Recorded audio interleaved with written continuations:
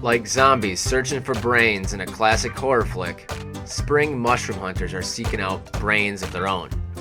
These brains are nothing more than a mushroom that is typically hand-sized and has the appearance of a brain, making this mushroom truly unique in many different ways.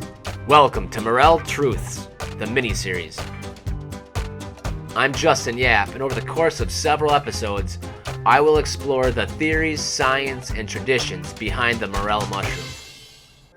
Hello there, welcome back to Morel Truths, the mini-series. So let's talk about the springtime. Springtime is morel time, but it's also time for other mushrooms as well.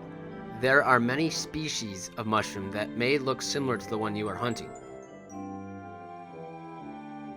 One wrong pick and you could end up sick. If you're a first-time hunter, you should make your first hunting expedition with someone who knows what a good morel looks like. There are several types of mushrooms. Some are edible while others poisonous. However, with morels, they have honeycomb tops, and in my opinion would be hard to mistaken for any other mushroom, except one.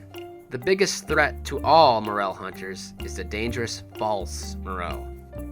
False morels differ from the real ones because they contain a meaty middle, which makes them quite heavier in comparison. False morels are solid all the way through, and true morels are hollow on the inside and much, much lighter. If it's unknown what you have, simply cut the mushroom in half, and there should be nothing inside except the wall of the mushroom itself. Note, sometimes there are bugs inside, so don't be shocked if that is the case. No, I would definitely go out and get a whole bunch of mushroom books and really start identifying the different types of morels, because there's something out there called a false morel, which grows sometimes actually quite close to a morel, a real true morel. It's important to know which mushrooms you are picking, because mushroom poisoning is very dangerous. These false morels contain a toxin, a chemical called gyromiderin, which has been reported to cause diarrhea, headaches, vomiting, nausea, extreme dizziness, and in rare cases, death. No matter the symptoms, this has not stopped some people from thinking it is possible to cook false morels in a way that is not harmful. However, from all the research I gathered, I would feel differently and would not advise it, since it's too risky to be worth trying. Doesn't matter. If you think you may have ingested poisonous mushrooms, go to the hospital. Bring any samples of the mushroom you may still have with you. They can always determine if your mushroom is poisonous by checking your blood, urine, or stomach content. But it would be easiest to have the mushroom with you. What you want to look for in morels are the following things. They are a lot firmer than most mushrooms and have the appearance of a honeycomb top, or as some call, a brain. Almost like a brain. God, that's an indented brain, almost. Or like an old coral sponge. If you ever look at a coral sponge and then cut it into a mushroom shape, into almost like a football shape, that's what a morel would look like. They are long, anywhere from 1 inch to 5 inches tall. They have a cream-colored stem, and the top color ranges anywhere from brown to yellow to black. Morels also take on a highly polymorphic appearance, exhibiting extraordinary variations in shapes, colors, and sizes. Discriminating between the various species can be complicated by uncertainty regarding which species are truly biologically distinct. I pick small grays, which turn into the big yellows. There's half freeze, there's blacks, which we don't have around here.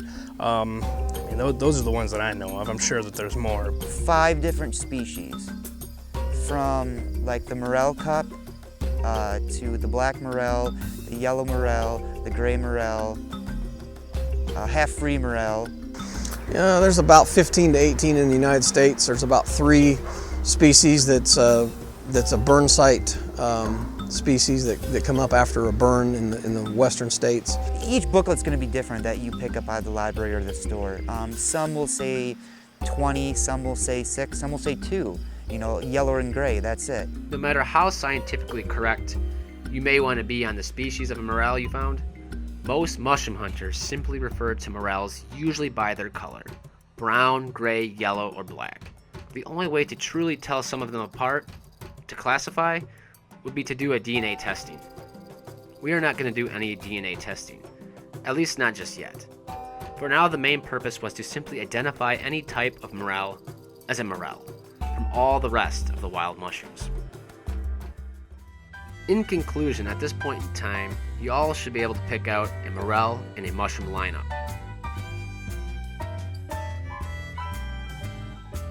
We also know that poisonous mushrooms are out there and should not be taken lightly. If you ingested a bad mushroom, go to the ER right away and take the sample with you.